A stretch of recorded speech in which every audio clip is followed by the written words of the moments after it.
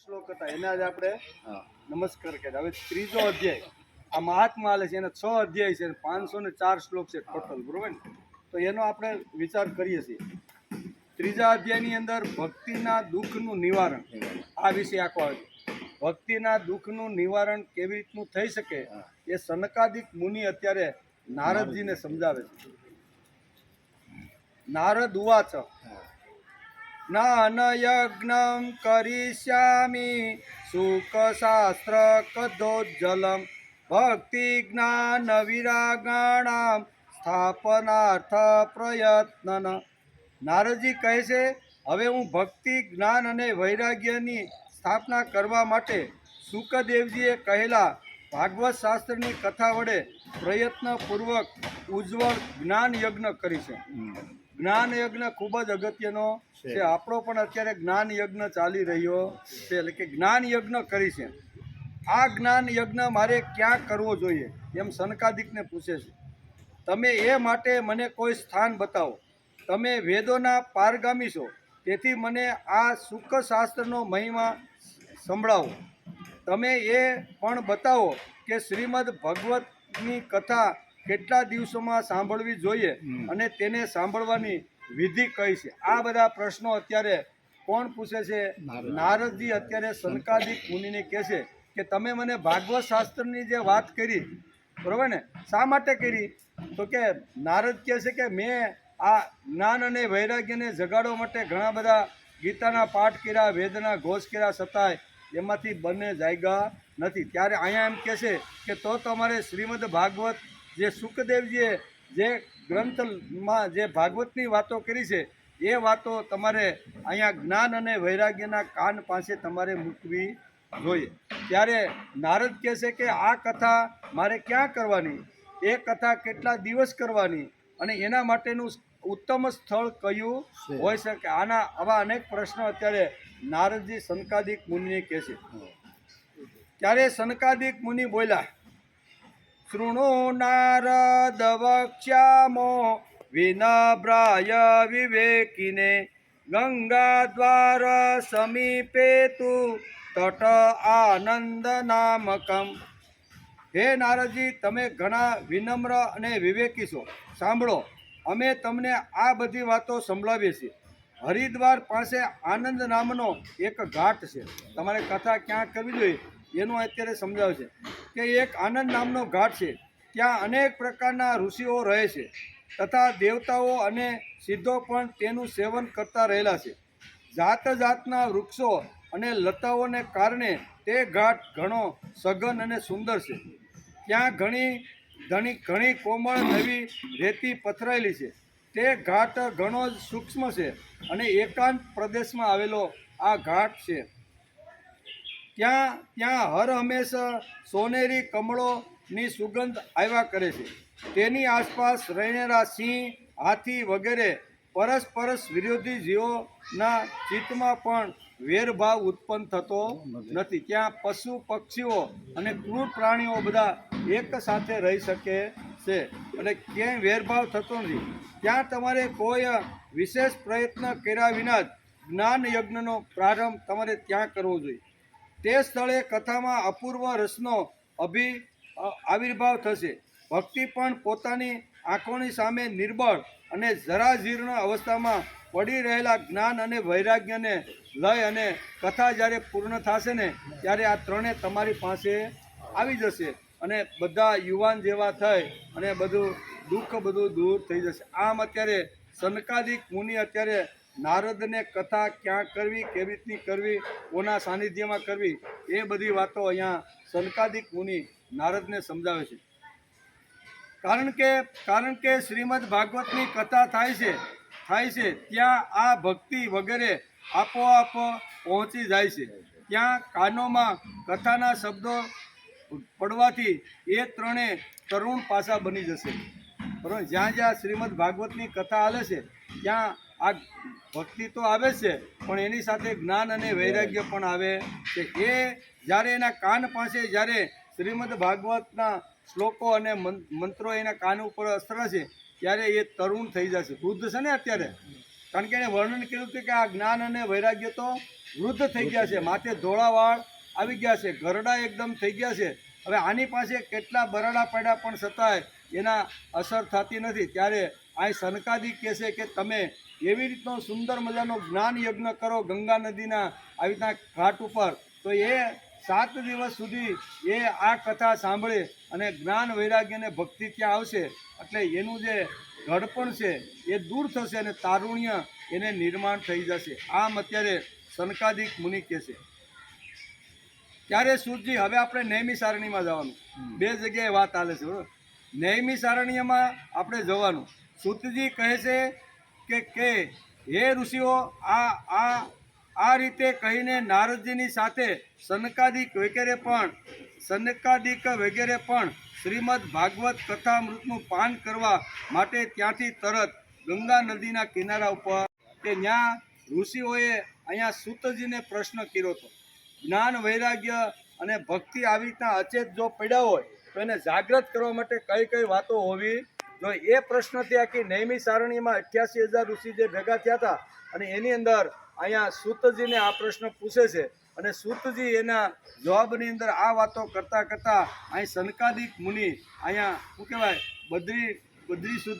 બદ્રીનાથજી સુધી આવીને આ બધી વાતો કરે છે. એટલે ફરીથી ત્યાં ઋષિઓને કહે છે કે આ રીતે અહીંયા સૌનકાદિક મુનિએ જ્યારે નારદને આ વાત કરી ત્યારે શું થયું તો કે એ રીતે રહીને નારદજીની સાથે સનકાદિક વગેરે પણ શ્રીમદ ભગવત કથામૃતનું પાન કરવા માટે ત્યાંથી તરત ગંગા કિનારે ચાલી ગયા.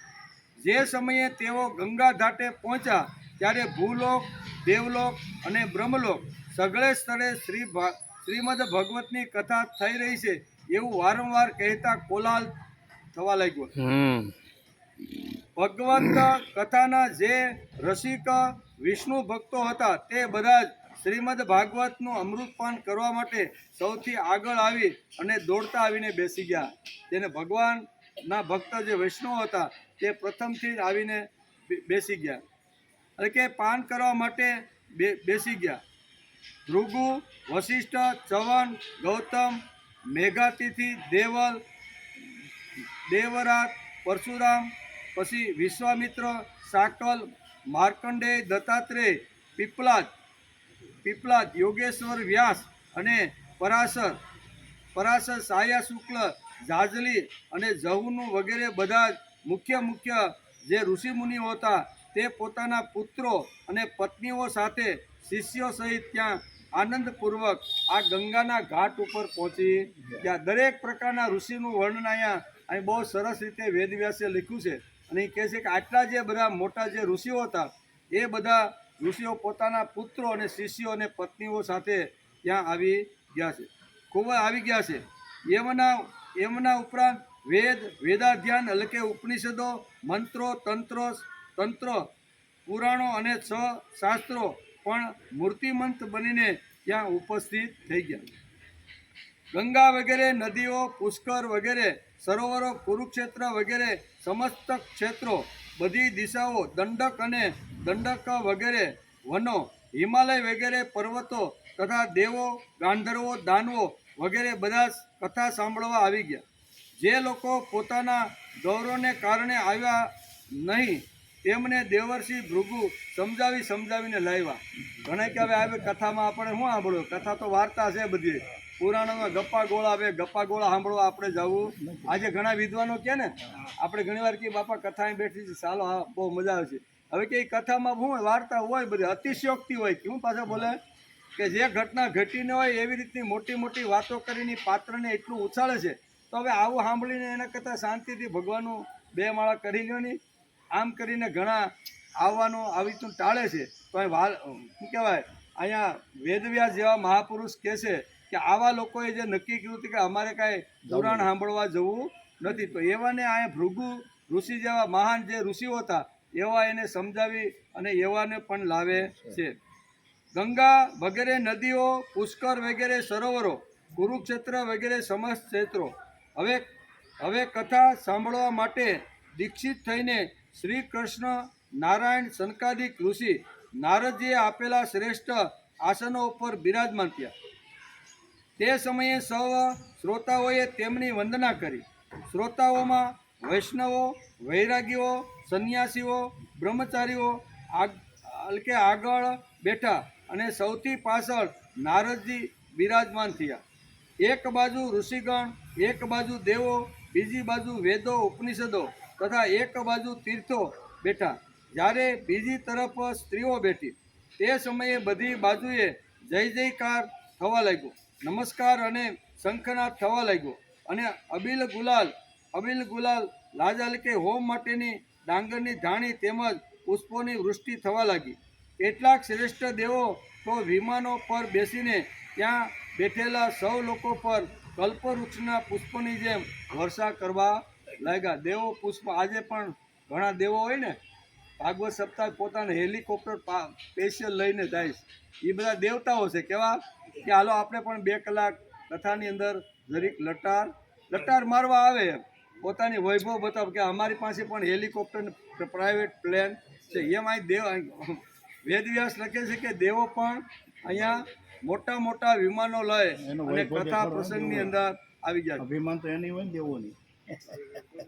સુતજી કહે છે કે આ પ્રમાણે પૂજા સમાપ્ત થયા પછી જ્યારે બધા લોકો એકાગ્રચિત્ત થઈ ગયા ત્યારે સનકાદિક ઋષિ ત્યાં બેઠેલા ઋષિ મહાત્માઓને તથા નારદજીને શ્રીમદ ભાગવતનું મહાત્મા સ્પષ્ટપણે સંભળાવવા લાગ્યા.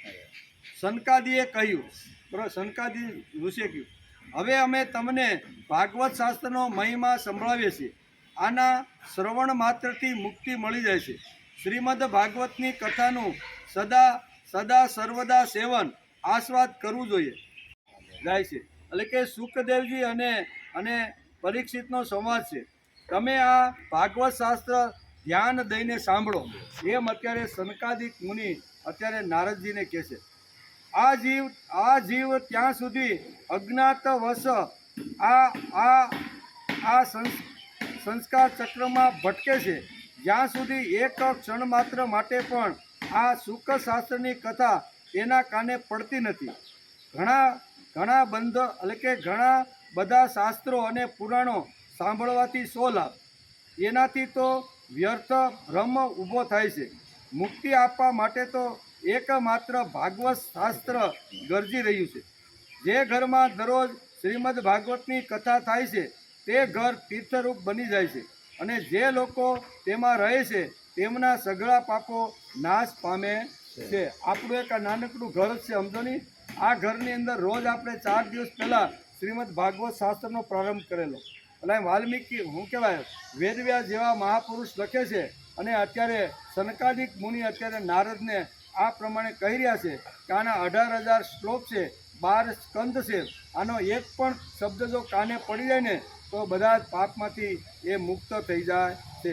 અને દરરોજ આ શ્રીમદ ભાગવતની કથા રોજ માણસે સાંભળવી અને કરવી જોઈએ.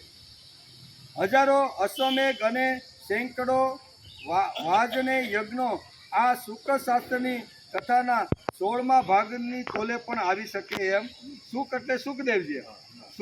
સુખદેવજી જે ભાગવત કથા અત્યારે જે પરીક્ષિત રાજાને જે સમજાવી રહ્યા છે, બરાબર, તો એ સમજાવી રહ્યા છે એનું વજન કેટલું છે? તો કે કદાચ બધા શાસ્ત્રનો અભ્યાસ કરી અને એક પલ્લામાં મૂકવામાં આવે અને એક બાજુ ભાગવતને મૂકવામાં આવે તો ભાગવતનું વજન વધી જાય છે. એમ અત્યારે અહીં સનકાદિક મુનિ અત્યારે અહીં નારદને આ પ્રમાણે કહે છે કે હે તપોધનો, જ્યાં સુધી લોકો સારી રીતે શ્રીમદ ભાગવતનું શ્રવણ કરતા નથી ત્યાં સુધી તેમના શરીરમાં પાપ જ નિવાસ કરે છે. પાપ ચાલી ક્યારે જાય? તો કે એકાગ્ર ચિત્તે શ્રીમદ ભાગવતનું ગ્રહણ અથવા મનન અને ચિંતન અને શ્રવણ કરે તો જ અંદર રહેલું જે પાપ છે એ ભાગી જાય છે. અહીં કહે છે કે એ ભાગી જાય છે, એટલે કે નિવાસ કરે છે. ફળની દ્રષ્ટિએ ગંગા ગયા, કાશી ગયા, પુષ્કર ગયા અથવા પ્રયાગ ગયા, કોઈ પણ તીર્થના સુખ શાસ્ત્ર કથાની બરાબરી કરી શકતું નથી. ગમે તેટલા તીર્થોમાં જાઓ, ગમે તેટલી જગ્યાએ તમે સ્નાન અને ધૂબકા મારીને પાપ નિવારણ કરવાનો પ્રયત્ન કરો તો પણ જે શક્ય નથી એ શક્ય ભાગવત શાસ્ત્ર સાંભળવાથી શક્ય બની જાય છે. એમ અત્યારે કહે છે.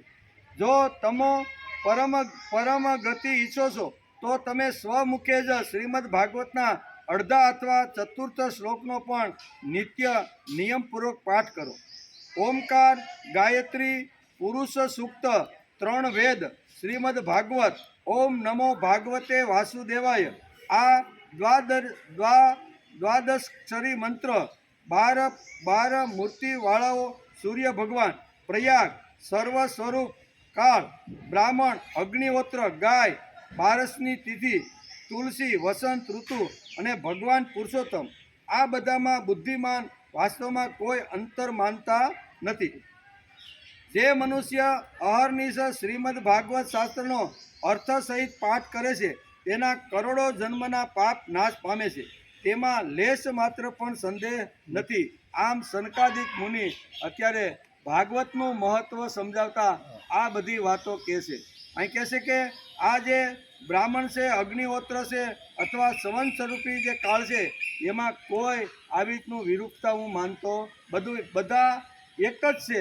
જેની જેવી કક્ષા એ પ્રમાણે પોતે પોતાનું જીવન નિર્વાહ કરતા રહેલા છે. બીજી વાત કે આ ઓમ નમે ભાગવત વાસુદેવાય, આ નામના જે મંત્રો છે એ વસંત ઋતુ અને ભગવાન પુરુષોત્તમ, આ બધાના બુદ્ધિમાનોમાં વાસ્તવમાં કંઈ અંતર માનતા નથી. જે મનુષ્ય અહર્નિશ શ્રીમદ ભાગવત શાસ્ત્રનો અર્થ સહિત પાઠ કરે છે તેના કરોડો જન્મના પાપ નાશ પામે છે, એમાં લેશ માત્ર પણ સંદેહ નથી. જે મનુષ્ય દરરોજ ભાગવતનો અડધો અથવા ચતુર્થાંશ શ્લોક પણ બોલે છે તેને રાજસૂય અને અશ્વમેઘ યજ્ઞ જે યજ્ઞ કરે અને એમાંથી જે પુણ્ય પ્રાપ્ત થાય છે એવું જ પુણ્ય અહીંયા થાય છે. વાલ્મીકીએ પણ આ જ વાત આપને સમજાવે છે, બરાબર ને. અને વિશ્વામિત્ર પણ પોતાના સ્તોત્રની અંદર આ રામરક્ષામાં પણ આ જ વાત કરે છે.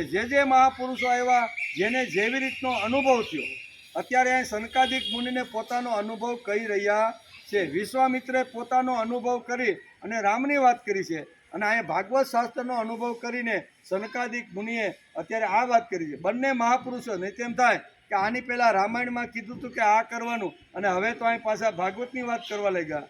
પણ જે મહાપુરુષના જે અનુભવો હોય એ શાસ્ત્રની અંદર પોતે લખી રાખે છે. તેથી સનકાદિકને અહીં નારદજીને કહે છે કે તમે આવી રીતનો જે ભાગવત આખો ગ્રંથ કદાચ સાંભળી ન શકે પણ એનો એક શ્લોક જીવનમાં ઉતારી અને એ પ્રમાણે જીવન જીવવાનો જો પ્રયત્ન કરે ને તો અંદર બેઠેલું પાપ નાશ થઈ જાય છે. હૃદયમાં બેઠેલી અશુભ વાસનાને જો ખલાસ કરવાની હોય તો એના માટે એક જ વારંવાર વાત કરી રહ્યા છે, તો જ હૃદયમાં બેઠેલી અશુભ વાસના ખલાસ થાય. અશુભ વાસના ખલાસ કરવા માટે એક જ આ ઔષધ અને એક જ ઉત્તમમાં ઉત્તમ દવા છે, અને તે દવા એટલે શ્રીમદ ભાગવત શાસ્ત્ર.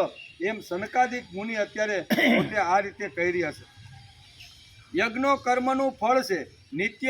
નિત્ય ભાગવતનો પાઠ કરવો, ભગવાનનું ચિંતન કરવું, તુલસીનું ચિંતન કરવું અને ગાયની સેવા કરવી, આ ચારે ચાર સમાન છે. રોજ ભગવાનનું જો આપણે ચિંતન કરીએ, મનન કરીએ, ગાયને ઘાસ નીરીએ તો આ બધું તુલસીનું પત્ર છે એ પણ જો ભગવાનની પાસે જો આપણે મૂકી તો આના બધાના જે પુણ્ય અથવા એનું બધાનું જે ફળ છે એ બધું ફળ સરખું જ છે. તેથી રોજ પ્રભુનું ચિંતન કરી લેવું જોઈએ. એમાં કોઈ દિવસ આળસ કરવાની નહીં. 4-5 વાગ્યે પથારીમાંથી ઉઠ્યા, બરાબર, પથારીમાંથી ઉઠીને કદાચ નાવા ધોવાનું બાકી હોય અને આપણે જો ચિત્ત લાગતું હોય ભગવાનમાં તો કાંઈ વાંધો નહીં, નાયા પહેલાં પણ ભગવાનની અંદર ભગવાનનું સ્મરણ કરીને આપણે આ કરી શકીએ છીએ. તેથી આ ચારે ચારનું મહત્ત્વ સમજાયું છે. ગાયને નિરણ આપણે નાખીએ અથવા ઘાસ નાખી, તુલસીનું પત્ર ભગવાન વિષ્ણુના ચરણની અંદર આપણે મૂકીએ, બરાબર ને, અથવા પ્રભુનું નામ સ્મરણ કરીએ અથવા એનું ચિંતન કરીએ. આ ચારે ચાર જે વાતો છે એ સનકાદિક મુનિ અત્યારે અહીંયા શ્રીમદ ભાગવતનું મહાત્મા સમજાવતા આ 3જા અધ્યાયની અંદર આટલી વાતો કરે છે. કે 3જા અધ્યાયની અંદર આ વાત છે કે બધાનું પુણ્યને સરખું જ મળે છે. બીજી વાત, જે મનુષ્ય અંતકાળે શ્રીમદ ભાગવતનું વાક્ય સાંભળે છે તેના પર પ્રસન્ન થઈને ભગવાન તેને વૈકુંઠ ધામ આપે છે. અંતકાળ અને પ્રયાણકાળ 2 કાળ છે. અહીંયા ભાગવતની અંદર વેદવ્યાસે અહીંયા શું લખ્યું છે? અંતકાળ. અંતકાળ એટલે એવું કર્મ કરીને જે મોટા આચાર્યો, સંતો અથવા મહાપુરુષો જાય છે અને એનો અંતકાળ હોય છે. અને આપણો કેવો કાળ હોય છે? પ્રયાણ કાળ એટલે આપણે પુણ્ય કમાઈ અને જવાનું, પુણ્ય ખૂટે ત્યારે પાછું આવવાનું. એટલે બે કાળ આ શાસ્ત્રમાં લખ્યા છે, ભાગવતની અંદર પણ લખ્યા છે અને શ્રીમદ ભગવદ્ ગીતાની અંદર પણ ભગવાને અંતકાળ અને પ્રયાણ કાળ બે કાળનું વર્ણન કર્યું છે.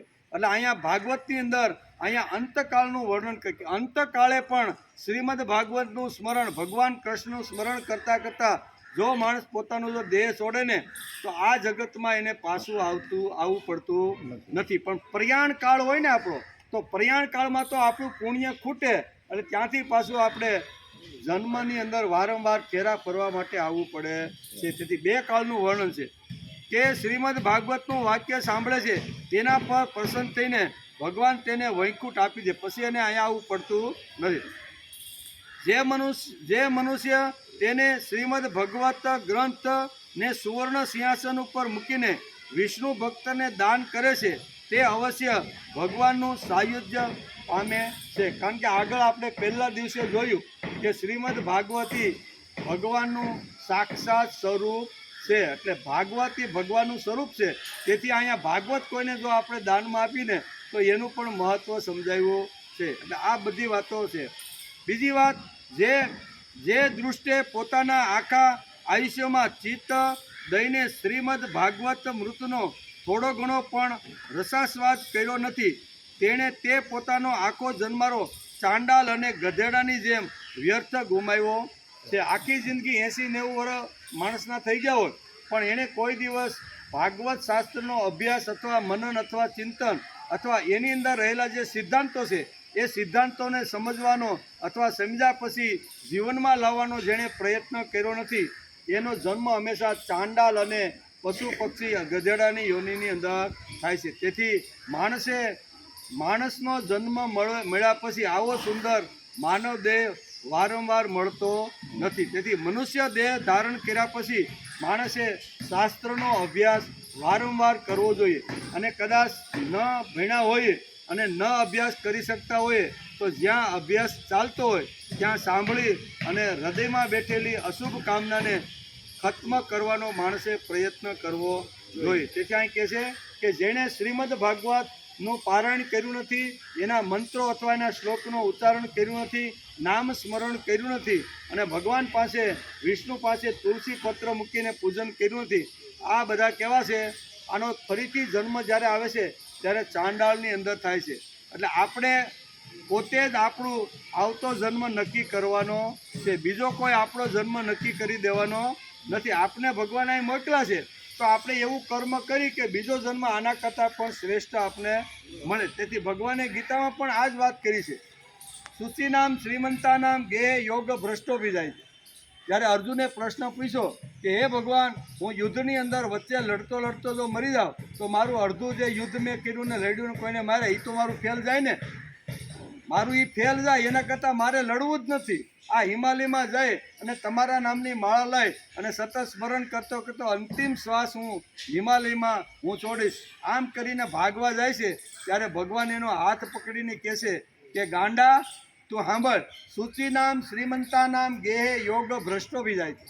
યોગ ભ્રષ્ટ જીવ જ્યારે પોતાનું સત્કર્મ કરતો જ્યારે મૃત્યુ પામે છે ને ત્યારે એ સત્કર્મ એની જોડે જ આવે છે. તે કરેલું જે છે એ ફેલ જવાનું, પણ સમય બહાર થઈ ગયો હોય અને ઘણા પત્રો લખવાના અધૂરા રહી જાય ને કાંઈ પૂરું બધું થાય, કારણ કે હાથથી બધું લખવાનું હતું.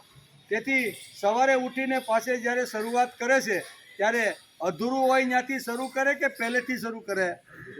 અધૂરું હોય ત્યાંથી શરૂ થાય.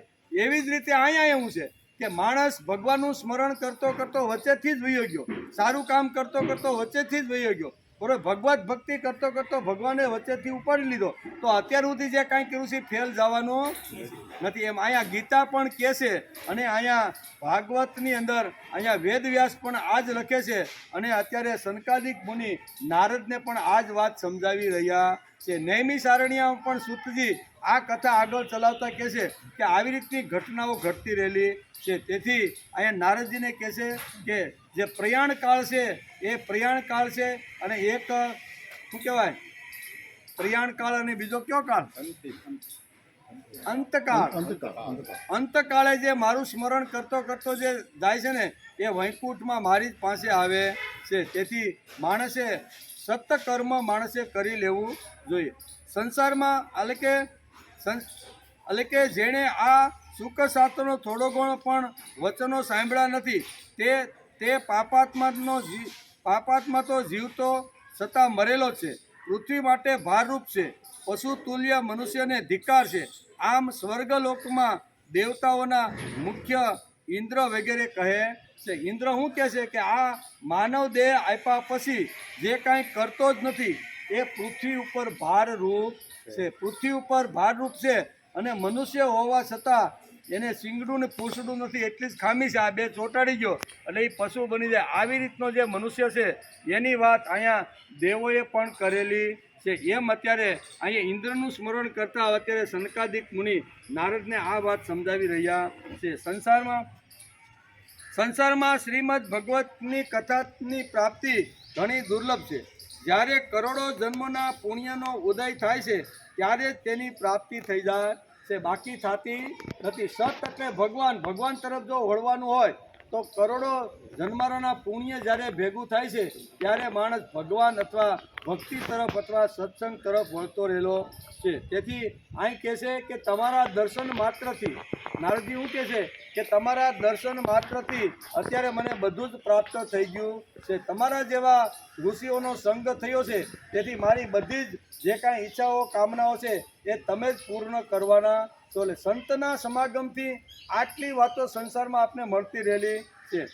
એટલે કે નારદજી સનકાદિક ઋષિઓને કહે છે કે તમે શેષજીના સહસ્ત્ર મુખેથી ગવાયેલા ભગવત કથામૃત મુજ એટલે કે કથામૃતનું જ કરતા રહેશો, કીર્તન કરતા રહેશો, સ્તુતિ ભક્તિ કરતા રહ્યા છો. હું પ્રેમ લક્ષ્મણા ભક્તિનો પ્રકાશ કરવાના ઉદ્દેશથી તમારું શરણ લઉં છું. આમ નારદ મુનિ વારંવાર સનકાદિક મુનિને આવી રીતના શબ્દો બોલે છે. ત્યારે સનકાદિક મુનિ આવી રીતની કથાનું મહત્ત્વ, ક્યાં કથા કરવી અને કથા જે ન સાંભળે તેની ગતિ કેવી રીતની થાય છે અને સાંભળે તેનું શું પરિણામ અથવા ફળ મળે છે, આ બધી જ વાતો અહીંયા અધ્યાય 3ની અંદર, મહાત્માના અધ્યાય 3ની અંદર અત્યારે સનકાદિક મુનિ સંભળાવી રહ્યા છે. ભગવાનમાં કૃતિ ભક્તિનો ઉદ્દેશ છે. જે ભગવાનનું કામ કરે છે તે સજ્જન છે. કોઈ પણ માણસ બીજે દિવસે વશિષ્ઠ બની જતો નથી. ધીમે ધીમે માણસ પ્રભુ તરફ વળે તો ધીમે ધીમે આ એની અંદર ગુણો આવતા જાય છે. આ બાજુ માણસને નાખ્યો અને આ બાજુ કાઢો એટલે કાંઈ વસતો નથી. મહાન આચાર્ય કે એના માટે પ્રયત્ન કરવા પડે એમ આપણું શાસ્ત્ર સમજાવે છે કે કોઈને એક દિવસ તમે કથા સંભળાવો અથવા એક દિવસ કોઈને સારી વાત કરો તો એ કાંઈ માણસમાંથી સીધો વશિષ્ઠ બની જતો નથી. ભગવાન ગીતાકારે પણ આ જ વાતને સમર્થન આપતા કીધું છે કે બહુના જન્મ નામંતે જ્ઞાનવાનમાં પ્રપદ્યતે વાસુદેવ સર્વમિતિ સ મહાત્મા સ દુર્લભ. બંને શાસ્ત્રો આ જ વાત આપને સમજાવી રહ્યા છે કે બહુના જન્મ નામંતે, માણસ જ્યારે પ્રભુ તરફ વળે અને ભગવાનની ભક્તિ કરવાની શરૂઆત કરે તો એને ઘણા બધા જન્મારા પછી પણ ભગવત પદ પ્રાપ્ત થાય છે. અહીંયા ગીતાકાર પણ એમ કહે છે કે એક દિવસમાં હું તને મુક્તિ અપાવી દેવાનો નથી. એક માળા ફેરવી કે એક દિવસ કે એક મહિનો તે ભક્તિ કરી એટલે હું તને કાંઈ વૈકુંઠ આપવાનો નથી. બહુના જન્મ નામંતે શબ્દ હું વાપરો. બહુના એટલે 2 જન્મ કરતાં વધારે, એમાં 3 જન્મારા પણ હોય ને 300 જન્મારા પણ હોય. કારણ કે બહુજન્મ શબ્દ વાપરેલો. બહુના જન્મ નામંતે જ્ઞાનવાનમાં પ્રપદ્યતે. જે જ્ઞાની પુરુષ સતત મારા તરફથી વળણ રાખી અને મારી ભક્તિ, જે જ્ઞાની પુરુષની વાત કરે, સામાન્ય જે જ્ઞાની પુરુષ આવી રીતે મારા તરફ વળીને મારી જે ભક્તિ કરે છે એના ઘણા જન્મના અંતે પણ મારી જ પ્રાપ્તિ થાય છે. પણ ક્યાં કેટલા જન્મારા એ ભગવાને ગીતામાં લખ્યું નથી. બહુના લખ્યું એમ એટલે કે 3 જન્મારા કરતાં 3 પણ હોય, 30 પણ હોય, 100 પણ હોય ને 3 જન્મારામાં પણ માણસની મુક્તિ થઈ જાય છે. તેથી અહીંયા શું કહેવાય, વેદવ્યાસ જેવા વેદવ્યાસ અને સનકાદિક મુનિ અત્યારે નારદને આ વાત સમજાવે છે કે એક દિવસ તમે ભાગવતની એકવાર કથા તમે સાંભળી એટલે જ તમારી મુક્તિ થઈ જશે એવું નથી. પણ ભાગવતનો પાઠ સાંભળ્યા પછી 7 દિવસ સાંભળ્યા પછી ઘરની અંદર રોજ ભાગવતનો એક શ્લોક માણસે વાંચી સાંભળી અને એના ઉપર મનન ચિંતન રોજ કરવું જોઈએ એવો શબ્દ અહીં વાપર્યો છે કે એક દિવસ કે 7 દિવસ સાંભળવાથી માણસને મુક્તિ મળતી નથી અને મુક્તિ જોતી હોય તો પરીક્ષિત બનવું પડે. શું બનવું પડે? અને ઓને શું કહેવાય, કહેવાવાળાને સુખદેવજી બનવું પડે. સુખદેવજી કહેવાવાળા હોય અને પરીક્ષિત સાંભળવાવાળા હોય તો 7 દિવસમાં માણસની મુક્તિ શક્ય છે. પણ બધું છોડીને બેસવું પડે. આપણે તો સામાન્ય ફોન આવ્યો હોય તો ઉઠીને બધે આપણે તો ડિસ્ટર્બ થાય છે, 50 લોકોને બીજાને ડિસ્ટર્બ કરીએ. આ મોટું પાપ કહેવાય. શું કહેવાય? જે શાંતિથી પ્રેમપૂર્વક ભગવાનની ભક્તિ અથવા ભગવાનની વાત સાંભળતો હોય અને એને ડિસ્ટર્બ કરીને એનું ધ્યાન બીજે તરફ લઈ જવું, આવું જો કર્મ કરતા હશું તો મોટામાં મોટું પાપ છે.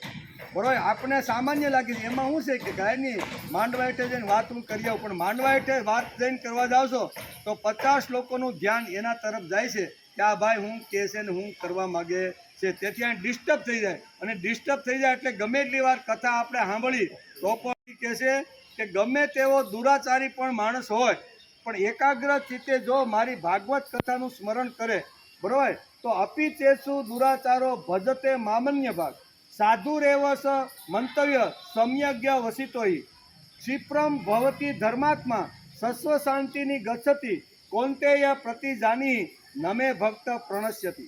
જબરજસ્ત તત્વજ્ઞાન અહીંયા શાસ્ત્રકારો આપણે સમજાવે છે કે એક દિવસમાં વશિષ્ઠ થવાતું નથી, એક દિવસમાં વિશ્વામિત્ર બની જવાતું નથી. એના માટે તો ઘણા વર્ષો સુધી માણસે પ્રયત્ન ચાલુ રાખવો જોઈએ. પણ એ બધી કામના, વાસના, મોહ, તૃષ્ણા પરિત્યાગ કરીને એકવાર જો મારી સામે બેસી જાય તો શું પરિણામ આવે છે?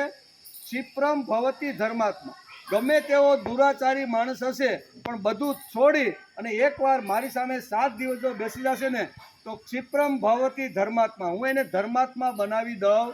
કોણ કહે છે? ભગવાન ગેરંટી આપે છે. સામાન્ય માણસ ગેરંટી આપતો નથી. ભગવાને પોતે લખી રાખ્યું છે. આમ 700 શ્લોકમાં એક શ્લોક આવો લખી રાખ્યો છે કે આવી રીતનો જે માણસે બધું છોડીને એકવાર મારી સામે આવી અને ભગવત ભક્તિનું સ્મરણ કરવા લાગે અથવા શ્રવણ કરવા લાગે તો ગમે તેટલો પાપીને દુરાચારી હશે તો પણ હું એને ધર્માત્મા બનાવી દઉં. તો આટલી તાકાત આપણા શાસ્ત્રની અંદર છે અને આ શાસ્ત્રનો અભ્યાસ કરવા માટે આપણે અહીંયા 4 દિવસથી રોજ બેસી અને શ્રીમદ ભાગવતનું આવી રીતનું શ્રવણ કરતા રહેલા છે. તેથી ભાગવતનું મહત્ત્વ અહીંયા સનકાદિક મુનિએ બહુ સરસ રીતે નારદજીને સમજાવ્યું છે. સમજાવવાનું નારદને છે પણ બધું સમજવાનું આપણે બધાએ છે. શું છે? આપણે નારદજી તો સમજી ગયેલા જ છે, જે ભગવાનની વીણા લઈ અને 3 લોકની અંદર, બરાબર, શ્રીમદ નારાયણ કરતા જે જતા હોય તો એને કાંઈ સમજવાનું હોય? પણ એને આપણા દ્વારા આ બધા પ્રશ્ન કોના છે? બધા પ્રશ્ન આપણા છે અને આપણા પ્રશ્નના પ્રતિનિધિ તરીકે અહીંયા નારદજી વારંવાર સનકાદિકને અનેક પ્રશ્નો પૂછ્યા છે અને એના જવાબમાં આટલી બધી વાતો એને સમજાવે છે. તેથી માણસે કાંઈ તાત્કાલિક કે પહેલે દિવસે કથા સાંભળી કે 1 મહિનો સાંભળી એટલે કાંઈ વશિષ્ઠ બની જતો નથી. રોજ કથા 7 દિવસની સાંભળ્યા પછી રોજ ભાગવતનો એક શ્લોક ઘરની અંદર વંચાવવો જોઈએ, એનું અર્થઘટન થવું જોઈએ, એના ઉપર ચિંતન અને મનન થવું જોઈએ કે આ શ્લોકની અંદર વેદવ્યાસ અને સુખદેવજીએ પરીક્ષાને કઈ કઈ વાતો કીધી છે. એ તો બધી કોડવડ ભાષાની અંદર કહે છે, સમજવાનું તો આપણે છે. કારણ કે નારદ જેવા કાંઈ સમજી ન શકે. આકાશવાણી થાય અને કયું કર્મ અથવા કયું સાધન છે એ કાંઈ નારદજીને કહેવું પડે? હજારો લોકોને જે માર્ગદર્શન આપતા હોય, હજારો લોકોને જે પ્રભુનું સ્મરણ કરાવી અને વૈકુંઠ મોકલતા હોય તો એવા નારદને ખબર ન હોય કે આકાશવાણીએ શું કીધું? આકાશવાણીએ શું કીધું એ નારદને તો ખબર હતી, પણ આપણા જેવા પામર જીવડાને સમજાવવા માટે એ કે મારે આવા ઋષિઓના સંપર્કમાં જવું જોઈએ કે જે ઋષિઓ આવી રીતનું સમગ્ર જેની પાસે જ્ઞાન હોય. તેથી નારદને તો 100% ખબર હતી, પણ આપણા જેવાના પ્રશ્ન હતા. તેથી આ પ્રશ્નોનો ઉકેલ કરવા માટે એ ઠેઠ ક્યાં જાય છે?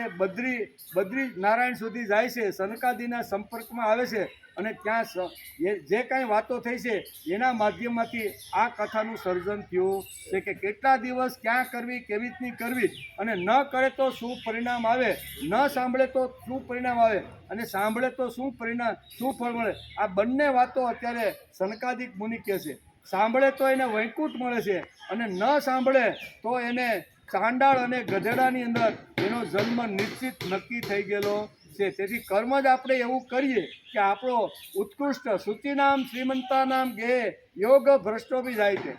માણસ અહીંથી પોતાના કર્મનું ભાથું લઈ અને જ્યારે ભગવાન પાસે જાય છે ત્યાં આપણું પુણ્ય ખલાસ થાય, અને ફરીથી જ્યારે જગતમાં આવવાનું થાય ત્યારે ભગવાન આપને એવા વૈભવ શ્રીમંત એટલે કે ટોચની ઉપર જેની સંપત્તિ છે એને ઘેરે આપણો જન્મ આપે, અથવા પવિત્ર બ્રાહ્મણ કુળ હોય, પરમ પવિત્ર કુળ હોય, એ કુળની અંદર જન્મ થાય. એટલે જન્મ પણ આપણે જ નક્કી કરવાનો છે કે મારે ચાંડાળની ત્યાં જન્મ લેવાનો, ગધેડાની ત્યાં જન્મ લેવાનો, કે ઉત્કૃષ્ટ આવી રીતના બ્રાહ્મણ કે મહાપુરુષ અથવા આવી રીતને ત્યાં જન્મ લેવો, એ નક્કી તો આપણે જ કરવાનું છે. તેથી ભાગવત જે શાસ્ત્ર છે એમાં જબરજસ્ત તત્વજ્ઞાન લખેલું છે, પણ ઘણા બધા વિદ્વાનોને આ ભાગવત માન્ય નથી. ઘણા બધા પંડિતો ભાગવતનું નામ માટે સાંભળતા મોઢું બગાડી જાય છે. શું કે ભાગવતમાં શું સાંભળવાનું, હવે આમાં શું હોય, પણ હકીકતે જ આ બધી વાતો સાંભળે તો એને પણ ખબર પડે કે ભાગવતની અંદર અહીંયા વેદ વ્યાસે 18,000 શ્લોકની અંદર ઠાંસીને આ બધું તત્વજ્ઞાન ભરેલું છે. અને આપણા સામાન્ય માણસ સુધી, કારણ કે વેદ પાઠ કરવાથી જો જ્ઞાન અને વૈરાગ્ય જાગતા ન હોય તો એને સામાન્ય વાતો, આવા દ્રષ્ટાંતો, ધ્રુવ પ્રહલાદના દ્રષ્ટાંતો આપીને એને સમજાવવી પડે.